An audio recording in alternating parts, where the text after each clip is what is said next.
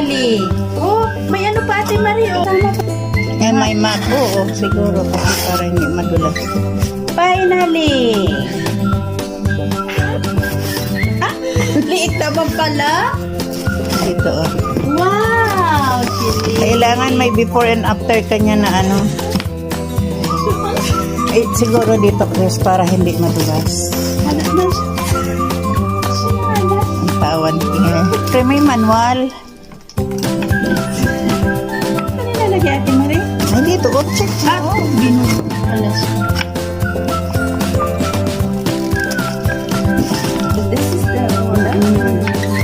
One customer, one pants and jacket.